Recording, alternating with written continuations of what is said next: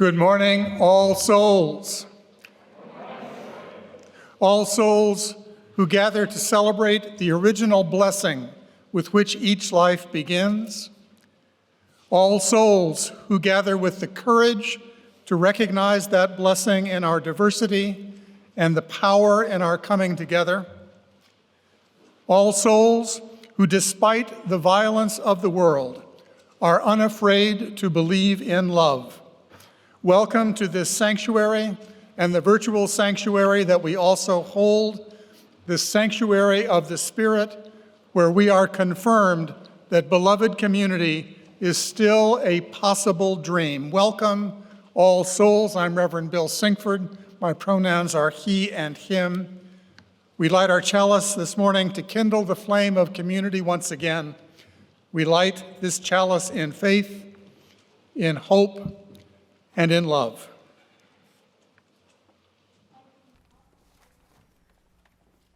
Come now, and let us worship together and join in singing our first hymn, The Lone Wild Bird.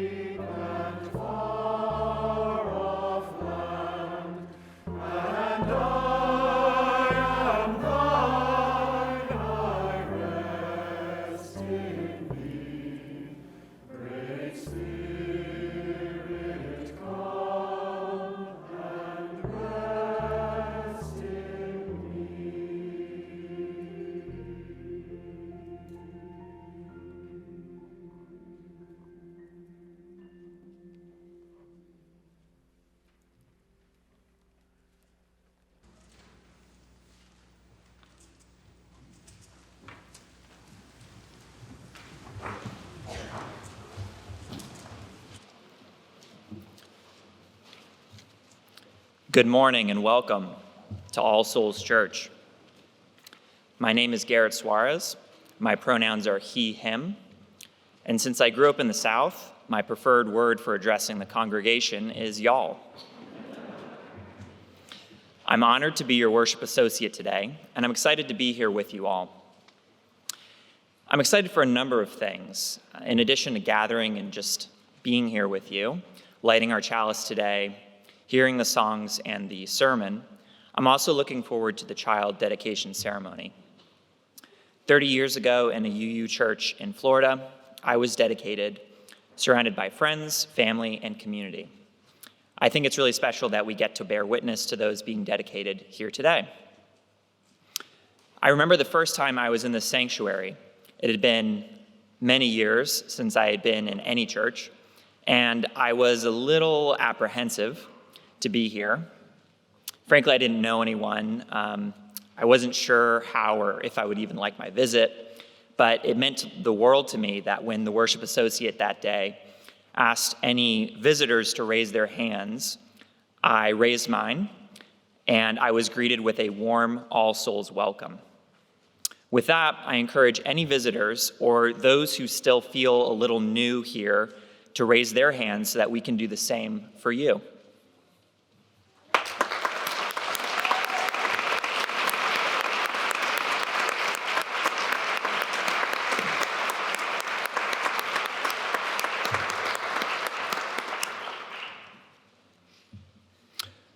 Our weekly email newsletter is a great way to stay up to date on all events going on in our community.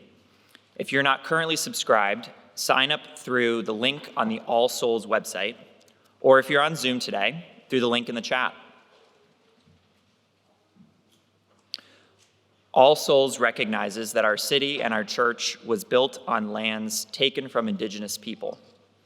We lament this injustice. The closest village to our church site was Nacotchtank, from which the name Anacostia is derived. The residents were part of the Piscataway group of tribes present in DC and Maryland region. These peoples remain in the region to this day. If you're joining us from further away, I encourage you to research the native people of the land where you reside. And for all of us who aren't native to this land, one way to practice our commitment to the eighth principle is to find out what native organizing is happening in your area and how you can support it.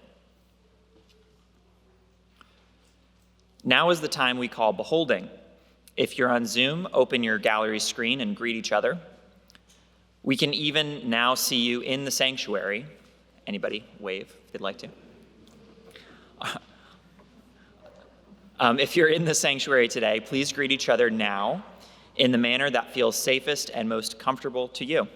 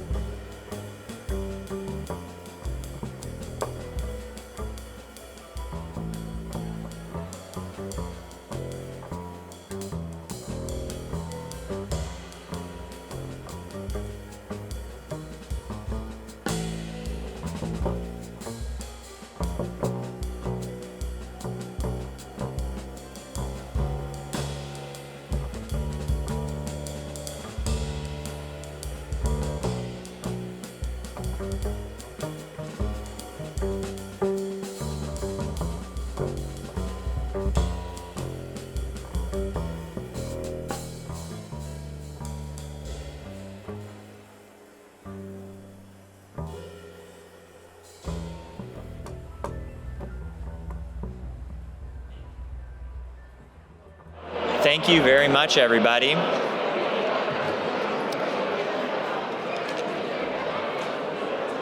Let us all continue our conversations and greetings after the service.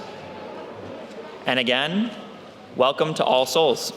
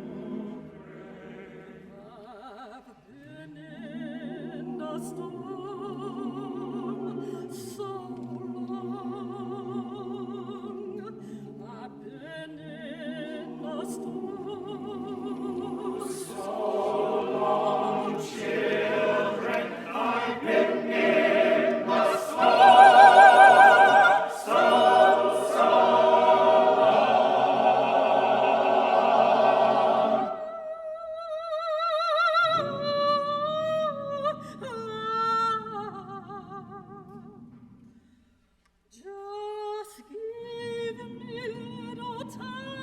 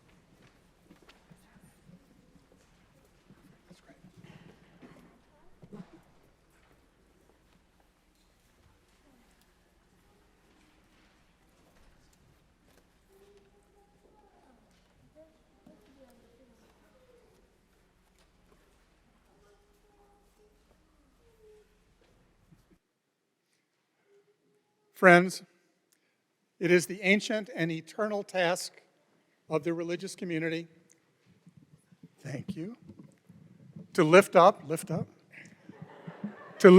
before us life in its many forms and to pronounce it holy. It is important for us to celebrate life's sacred beauty and radiance. Where does that divine radiance shine through more clearly than in the face of a young child? In the Unitarian Universalist tradition, the service of child dedication is a liturgical embodiment of our faith that each of us comes into the world not with original sin, but with an original blessing, a blessing to share with the world.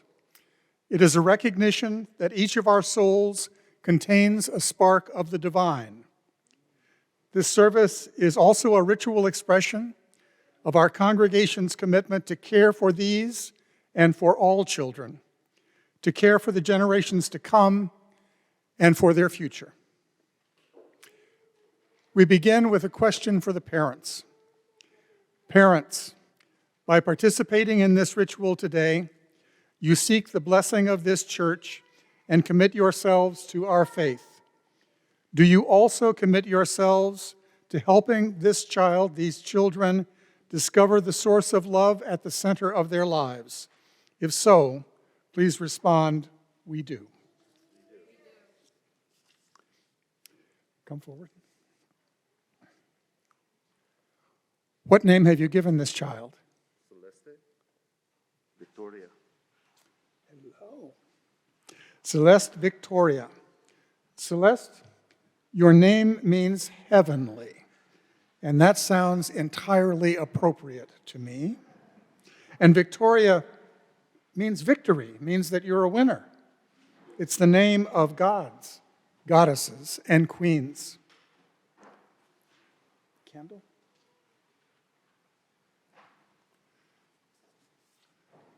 Celeste Victoria, I bless you with fire. May the spark of the divine within you burn bright and guide your way. And Celeste Victoria, I bless you with water.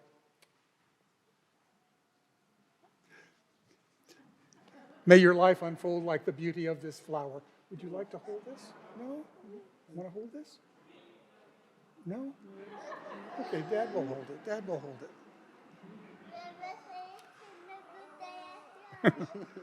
Will you please now join now as Celeste's sibling A reads responsive reading 714 in the hymnal, on the screen, or in the chat.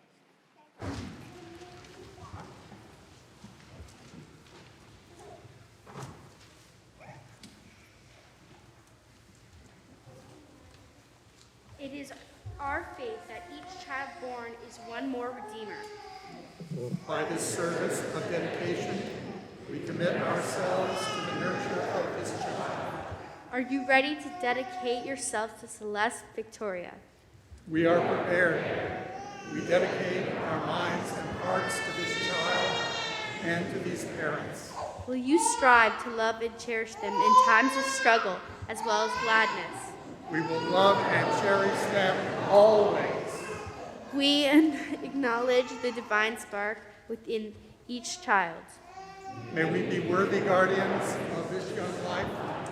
May we build a community in which they will grow old, surrounded by beauty, embraced by love, and cradled in the arms of peace. Thank you.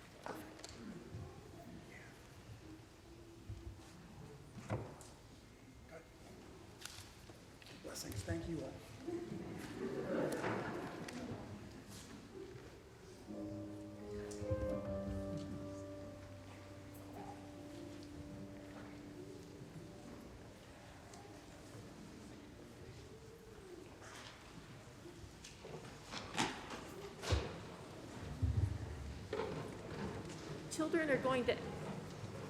Children are going to exit through the right-hand door to go down to RE now.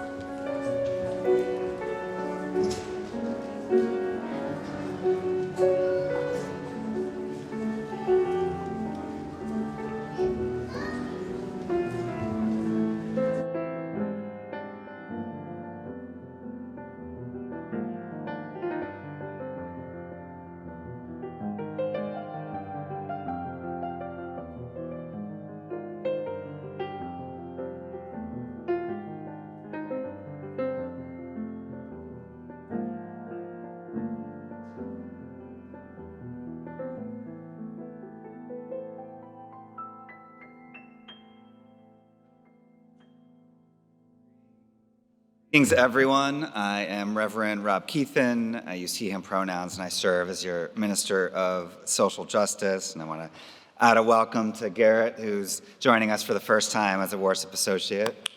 Great to have you. Now, if you've noticed that there seems to be more and more events happening around here, you are right.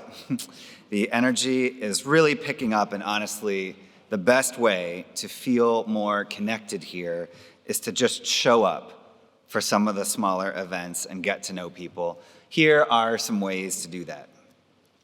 After the service today, folks interested in learning more about this congregation are invited to the About All Souls class, happening after the service upstairs in the Longfellow Room. There's also a meet and greet for people interested in our environmental action group known as the Green Souls. That will be in the library near the front desk. And the Young Souls, our group for folks in the 18 to 35 age range, is headed to brunch at Tynan Coffee and Tea after the service. You can meet outside on the church steps and walk with folks over there. Later in the week, all are invited to participate in our lovely contemplative Vespers service, which happens Wednesday evening, February 8th at 7:30 p.m., both in person here in the sanctuary and on Zoom.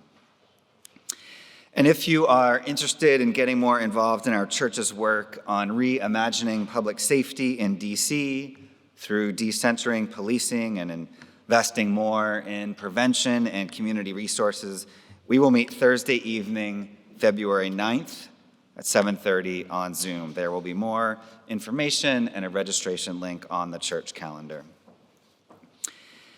After worship next Sunday, February 12th, our Migrant Solidarity team will host a gathering about All Souls sponsoring another family newly arrived from Afghanistan. We did this successfully several years ago, and I'm both touched and honored that a member of that family, Hassan, is now actively engaged with us in supporting others. This kind of work is incredibly important in a concrete way that we can make a very real difference in people's lives. Before I turn it over to T. Votnick to make a special announcement on behalf of our search committee, I want to share two items from our music program. The first is to welcome back Angela Powell-Walker as our All Souls soprano section leader.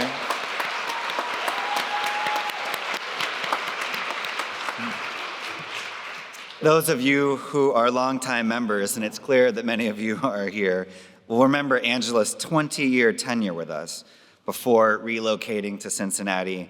Angela is now teaching at Howard University, and we are so happy to welcome her back.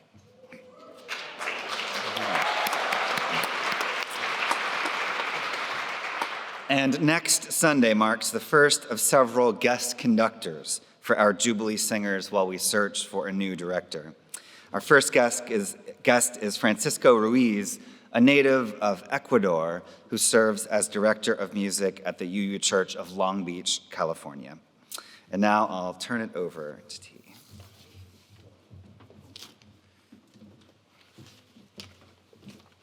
Good morning, everybody. I'm T. Votnick. I'm the co-chair of our Ministerial Search Committee, and I'm here to invite you to a training called Beyond Categorical Thinking. It's the first step of our congregational participation in the search process. The purpose of the training is to help us each identify any implicit biases we might be holding when we think about the demographic categories our new minister will fit into. Now, you might be thinking, it's 2023, and this is All Souls. We are not the kind of people who are going to subconsciously discriminate in our hiring practices. And you're right, we strive not to be, but we all still live in our society that is actively and violently transphobic, fatphobic, ableist, colonial imperialist, and racist, and I didn't even name like a third of the isms. We all swim in that soup every day. So on Saturday, February 18th at 10 a.m., we're going to come together with the trainer from the UUA, that's the Unitarian Universalist Association, and we're going to talk about our hopes and concerns and expectations that we have for a new minister. We're going to explore how thinking categorically about people sometimes interferes with choosing the best candidate, and we're going to learn more about the ministerial search process. Ministers holding marginalized identities still face challenges being hired by Unitarian congregations to this day. It's not a thing of the past. And if you're thinking to yourself, I know this stuff, I don't really need to come to this training, please come, we need you. And if you're thinking, that sounds intimidating, or I'm really busy, come anyway. If you're gonna be out of town, it's on Zoom. We need every person from All Souls who can be there. So see you on Saturday, February 18th. Details are gonna come to you in an email, and they'll also be on the search website. Thank you.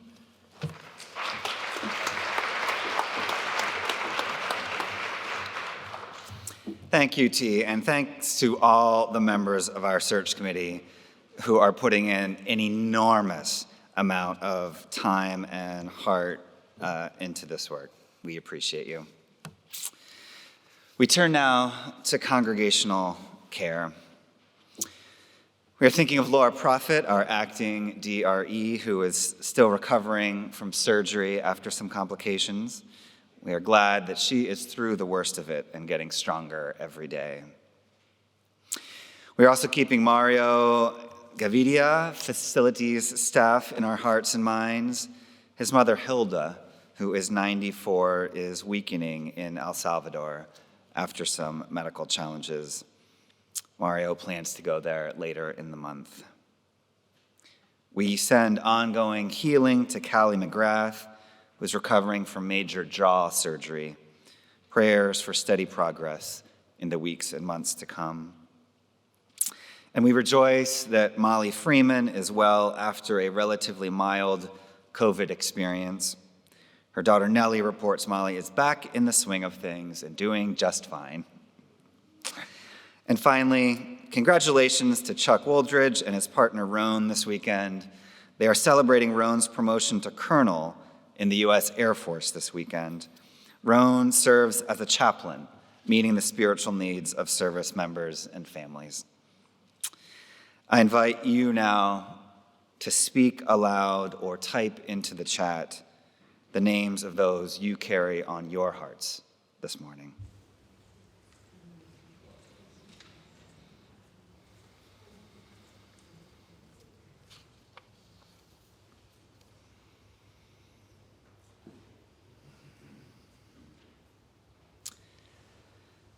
Friends, that was a lot to say about things going on and many people to keep in our care. So our prayer today is to be in silence together, allowing for all of this and everything each of us brings today to be held together in the realm that is beyond words.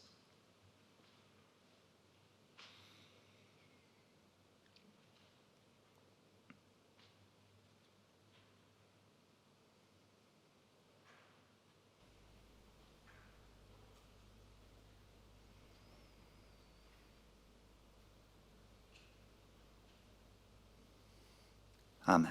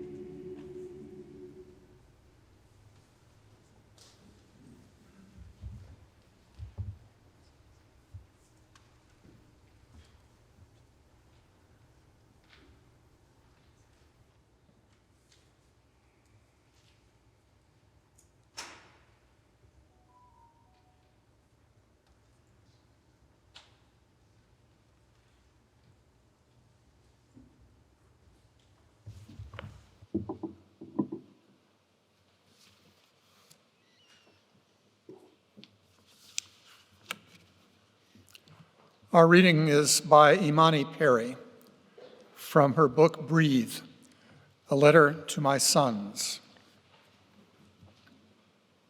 My children, we cried for Trayvon when he was murdered, how a child was made a demon and hunted, a child like you. There is terror that makes me want to say, that could have been my child. And also, that could have been me.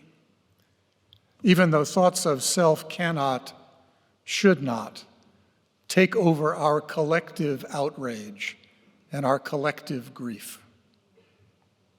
But I know that despite my fear, I cannot clip your wings, as though cowering would be a respectful tribute to the beauty we have lost. No, I want your wingspan wide to honor the departed, the ancestors, all those who have gone before. Be. Living defined by terror is itself destructive of the spirit, and it is submission. The truth is that life is unsafe, and genius, more often than not, remains unvalidated or, even worse, dormant. But joy, even in slivers, shows up everywhere. Take it and keep taking it.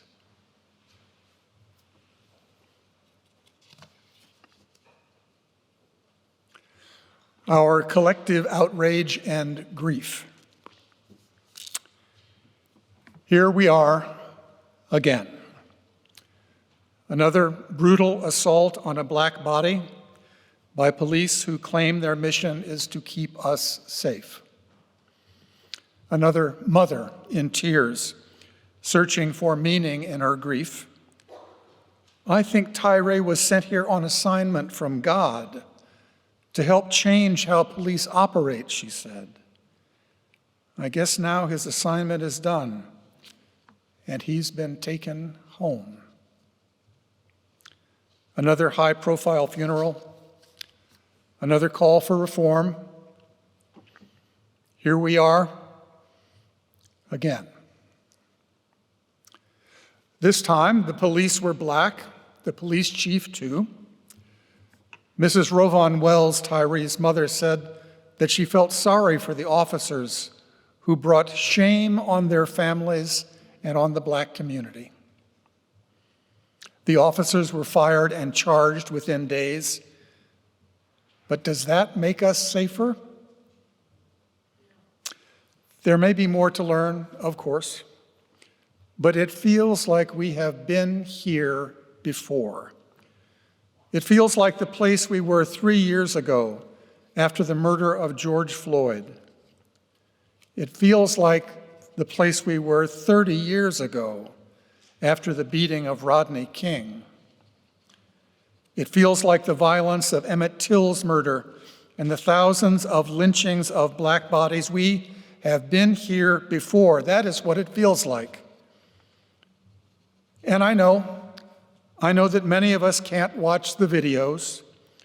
I know that more and more of us choose not to watch much of the news at all these days.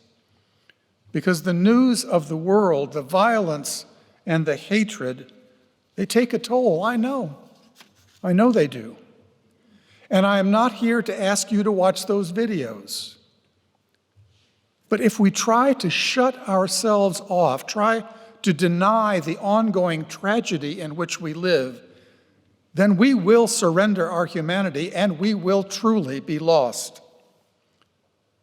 We cannot allow the tragedy to overwhelm us, but we also cannot afford to lose our collective outrage and our collective grief.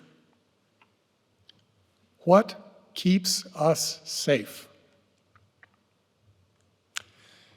You know, I planned this sermon months ago, long before this most recent lynching.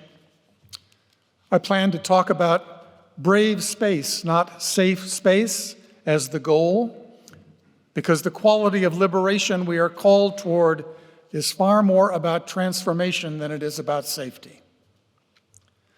I plan to talk about what dismantling structures of oppression might require of us.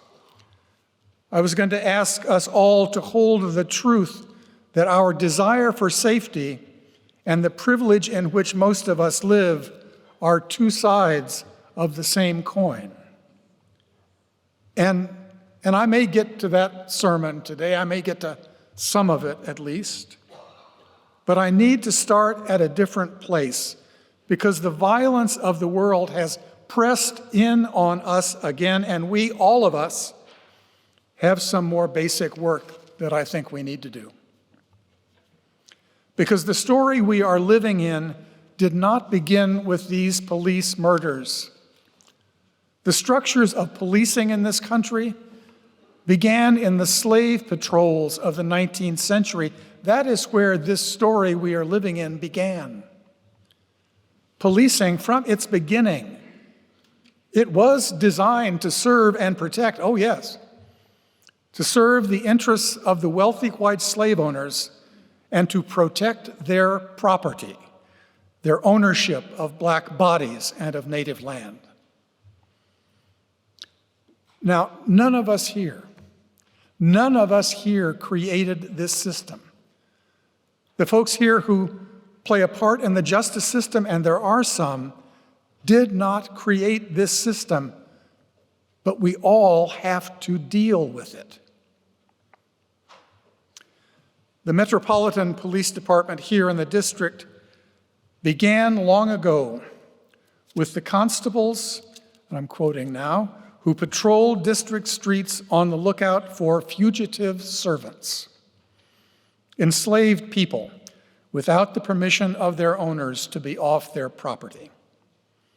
That's from the report of the DC Police Reform Commission, published in 2021. It's titled, Decentering Police to Improve Public Safety.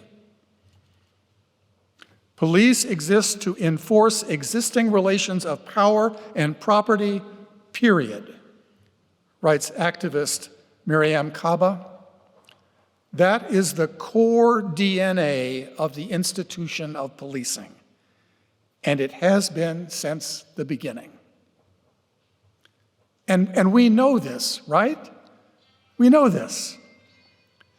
And it would be easy for me to try to transition right here into a call for basic reform, a defense of the defund the police movement, and an argument for abolition of policing as we have no. It would be easy for me to make that shift. But I believe that we have some other spiritual work to do before we can honestly engage with those questions. So first, let's acknowledge that most of us, not all, but most, live pretty privileged lives. And we want our society to serve and protect us. We want some version of the police to keep us safe and our property safe, don't we? It's a dangerous world out there with more guns than people in this country, and we want to be protected. Am I wrong? That is why there was the outcry from some communities of color that defund the police was not their agenda. We, most of us, want our institutions to protect us, to keep us safe. Second, we need to grapple with the reality that diversity is not going to save us. Black officers performed the most recent violence. The way it works is that when you put someone with a marginalized identity into a structure whose mission is oppression and whose practice is violence, that structure most often wins. The tragedy in Memphis was not black on black violence. It was blue on black violence. Now, diversity is central to the identity of this congregation. Have you noticed? And I want to affirm the tremendous blessing that can come with a diversity of identities and a diversity of lived experience. I do. But some of the BIPOC folks here at All Souls know that we need a fuller conversation about diversity and multiculturalism than we have had. A conversation that moves beyond assumptions about what we bring and what we hope to find here. Diversity is necessary, but it is not sufficient. Diversity did not prevent that tragedy in Memphis. And diversity is not a guarantee of beloved community for us in this sanctuary either. Third, is the problem just a few bad apples? A few folks who should never have been allowed to put on that uniform or to keep that uniform on after incidents of proven abuse? A registry of disciplinary history of police officers is on every list of desired reforms. You also need to know that it is one of the most aggressively resisted reforms as well. The police unions want none of it. Policing and criminal justice in the United States is huge. Hundreds of thousands of people are involved. We spend more than $100 billion a year on policing alone, another $80 billion on incarceration, and those are just the direct costs. It's a huge, are there a few bad? Of course there are. But the problem is not a few flawed individuals. It's truly not. The problem is the system and the culture in which we ask individuals to serve and protect us. So, if the system of policing is broken, why can't we just fix it? The Police Reform Commission report runs to over 200 pages. I don't know if any of you have read through it. Dozens, hundreds of recommendations. The George Floyd Justice and Policing Act, recommendation after recommendation after recommendation. End qualified immunity so police can be criminally charged and tried. Outlaw chokeholds and no-knock warrants. Mandatory de-escalation training. More mental health resourcing. The registry of disciplinary actions. It goes on and on. But the question is, can this system, this huge, complex system involving so many, can it be fixed? And I think that that is a real question. The police officers in Memphis did not use a chokehold on Tyree Nichols. And they apparently did not believe that what they were doing would get them in trouble. They did not even turn off their body cams. Now, I'm too new to DC to gauge whether the recommendations of the Reform Commission will be adopted. I'm pretty certain that advocacy will be needed if that's ever going to happen, though. And I have tracked this issue at the national level for a long time. Do you really believe that the current Congress is going to pass the George Floyd Act? Really? I did not promise that this would be an easy or an optimistic sermon. And there's one more thread, and it's an important one that I need to pull here. For all of our investment in public safety, we really have just one primary strategy that we are following. One approach that we rely on above all of the others, and it is punishment. We put almost all of our money and almost all of our trust in punishment. The theory must be that the threat of punishment will keep us safe. That's our theory of the case. That's in practice. It's the dominant strategy that we employed. And my question that stays with me is, how is that working for us? Is that working well? Wow. You know that our faith moved away from sinners in the hands of an angry God long ago. Our religious ancestors rejected the notion of divine punishment as a motivator for good behavior because it did not work. In this church, we put our faith in the movement of love, not the threat of punishment. So how then should we think about public safety, which is grounded so firmly in a trust in punishment? Now, I believe there's virtue in considering whether we might not be safer if we put our resources into human thriving rather than into punishment.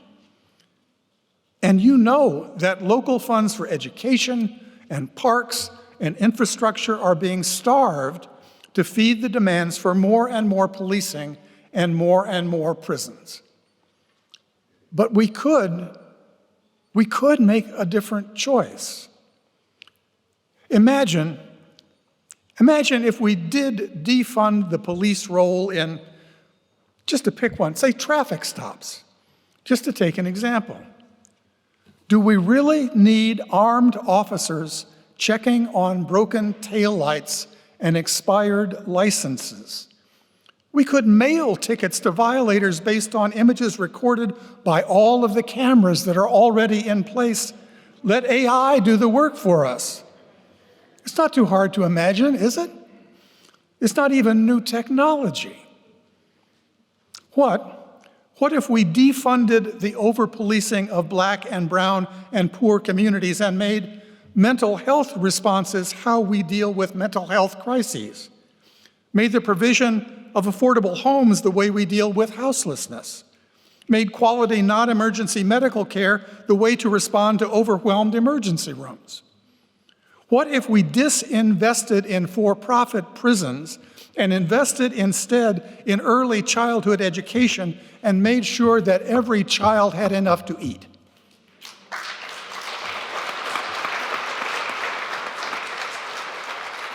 What if we even made the minimum wage a living wage? You know, you can do quite a lot with a couple of $100 billion. What if we committed ourselves to the thriving of our communities rather than to their occupation and their punishment? Is that going too far for you? Now, I am the first to acknowledge that we will continue to need police, but police focused on serving and protecting the diversity of the communities in which we live. And I told you that this was not going to be an optimistic sermon necessarily. I also need to acknowledge in this sanctuary that we may be too late. There may be just too many guns. There may be just too many of our neighbors who have been brutalized too long. We have not been promised that the beloved community will be forever possible. But this community of all souls, this is a religious community, and we are called to work for more than just a modest reduction in the harm. This is the church called All Souls, and we should set our sights on liberation and on human thriving. I want your wingspan wide, Imani Perry told her sons. Be everything you are called to become. Fly, she said. And you know Toni Morrison's advice, don't you? If you want to fly, you got to give up the shit that weighs you down. Now, I apologize for the language. But if I can't quote Toni Morrison in this sanctuary, we might as well be in Florida.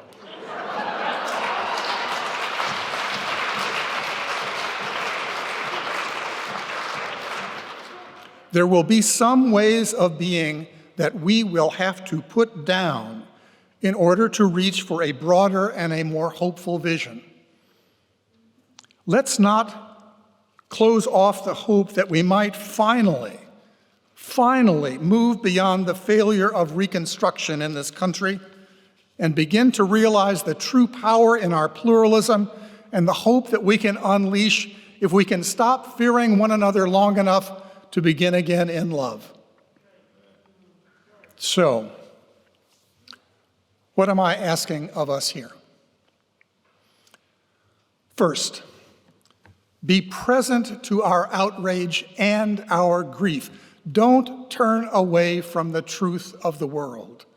You don't have to watch the videos, but you have to know the world in which you're living. Then, by all means, support the reforms that are on the table. Every reduction of harm is an act of love. And there will be advocacy to be done and coalitions to be supported, I guarantee you. But I hope that we will also hold that bolder vision and be willing to explore how that vision might call us to live and to urge some experiments to test it out, to begin to learn how a different vision might come to liberate us all. Will that keep us safe? Tyree Nichols was a photographer. He found joy in the images of the world he framed. This picture was taken at sunset in Memphis. That day was ending. What the dawn would bring was still unknown. And this image spoke to me because I have been to Memphis, preached at the Unitarian Universalist Church of the River, which is nestled at the foot of that bridge over the Mississippi. And I believe that there is a role for that church in Memphis and a role for this Church of All Souls here in our nation's capital. I do. The truth, as Imani Perry says, is that life is unsafe. And I am not sure that safety is even the right goal, or perhaps that safety is enough of a goal for us. Isn't liberating the power of love within each of us and for all of us, isn't that broader vision where we want to live our lives? And isn't that broader vision where the only safety truly worth having, where that only safety worthy of having can be found? Ashe and amen.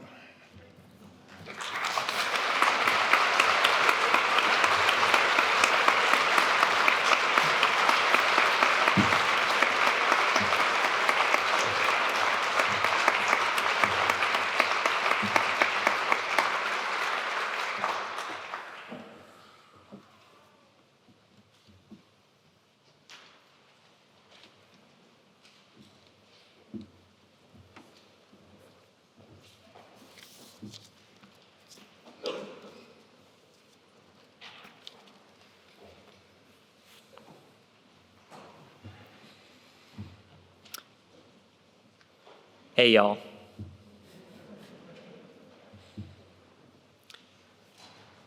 I'm proud to belong to the All Souls community. In this community, we don't just support one another and provide a space to heal and to grow. We also raise the tough and provocative questions, clearly.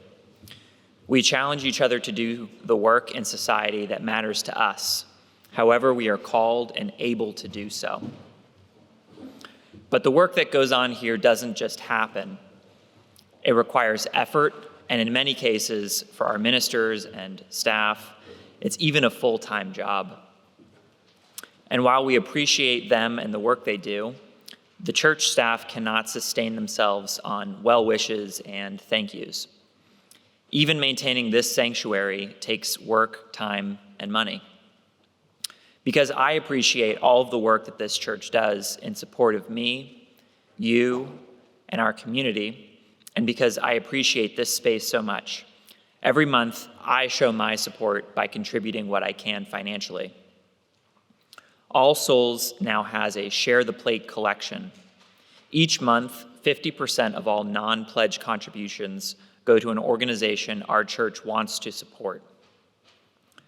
The group for February is Harriet's Wildest Dreams, named to honor Harriet Tubman. They are a Black-led abolitionist community defense hub centering all Black lives most at risk for state-sanctioned violence in the greater Washington, D.C. area. Their work includes legal empowerment, political and civic education, mass protest, organizing campaigns, and community care that builds alternatives to oppressive systems. Today's offering will now be gratefully received.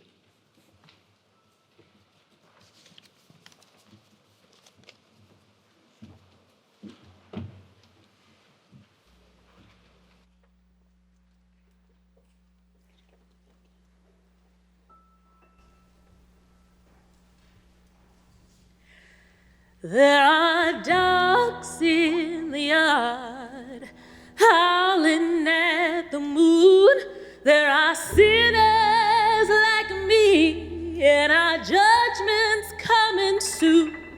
And I stand at the bottom of this dark and lonely well, saying, please give me answers so I might escape hell.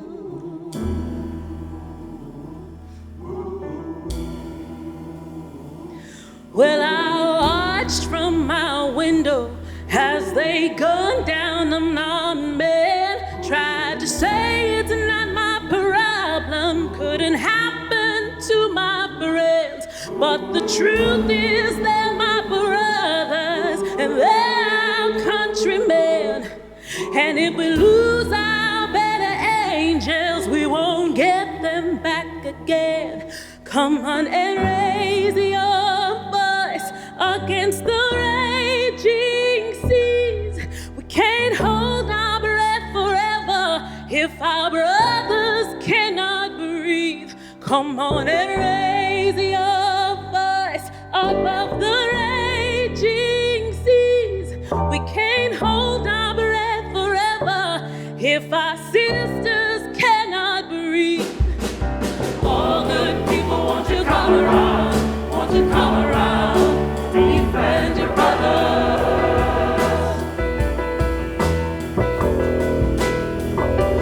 Well, I lived outside of Atlanta, in Durham and Nashville. I spent years in California, in the valleys and the hills. And they say we'll fix the problem. Yeah, we'll all just live a dream. But when shots ring out in Charleston, tell me who are the ones to bleed? Come on and raise your voice above the raging sea. We can't hold our breath forever when our brothers cannot breathe. Come on and raise your voice above the raging sea. We can't hold our breath forever when our sisters cannot breathe.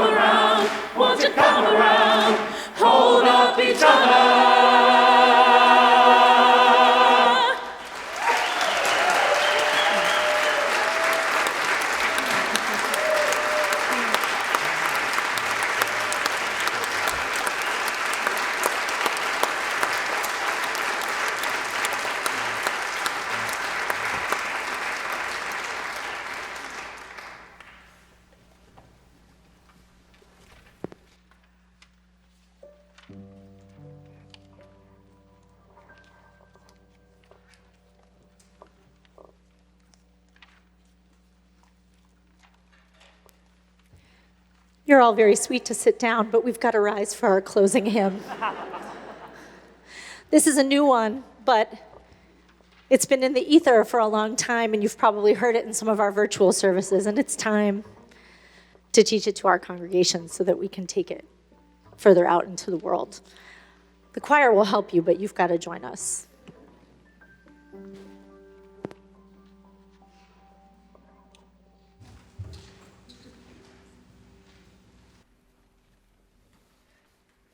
We shall be known by the company we keep, by the ones who circle round to tend these fires.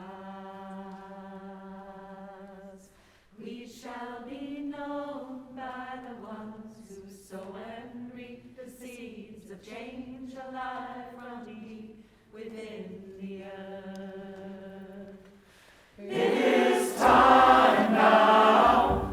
It is time now that we thrive. It is time we lead ourselves into the world.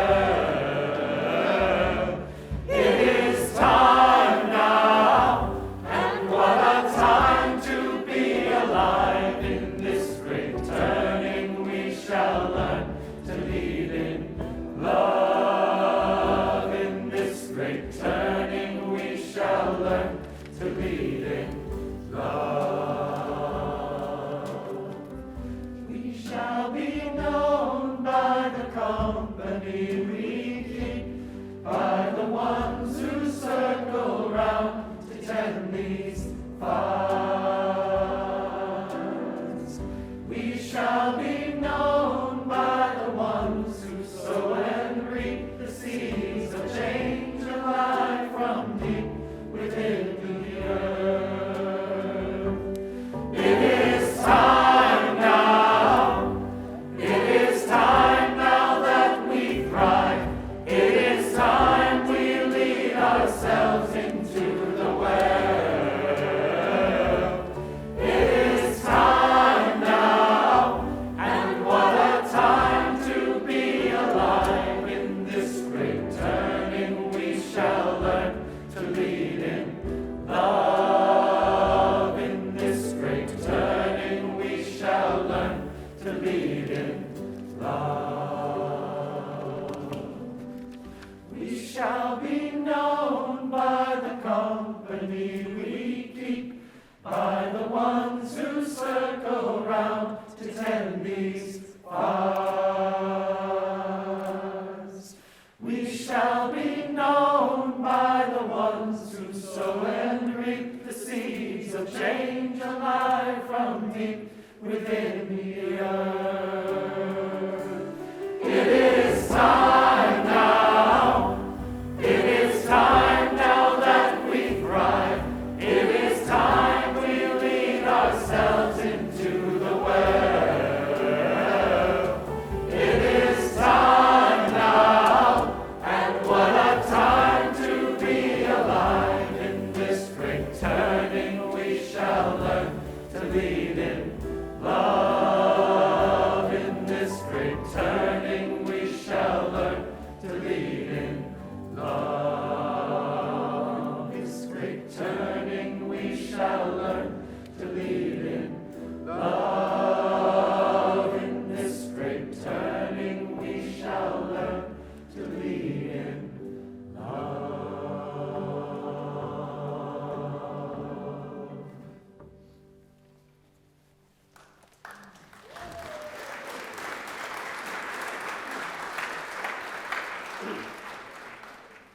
In this diverse, spirit-growing, justice-seeking, beloved community of all souls, our faith tells us that hope is not a warm and fuzzy emotion, but a choice we can make each day.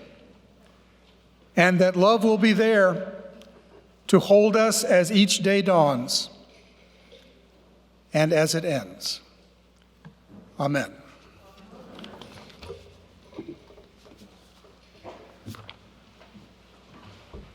As Reverend Bill said, we planned this service over 2 months ago, And at the time, I was thinking power was the theme of the month, power was the message we wanted to carry. And today, that feels thin in some ways. And I watched this documentary about Leonard Cohen this week, and I remember his words, "Ring the bells that still can ring. Forget your perfect offering. There is a crack in everything. That's how the light gets in." So as you leave today, allow for vulnerability, for courage, for power, but also for softness. And if it feels right to leave the space in quiet today, we encourage you to do that.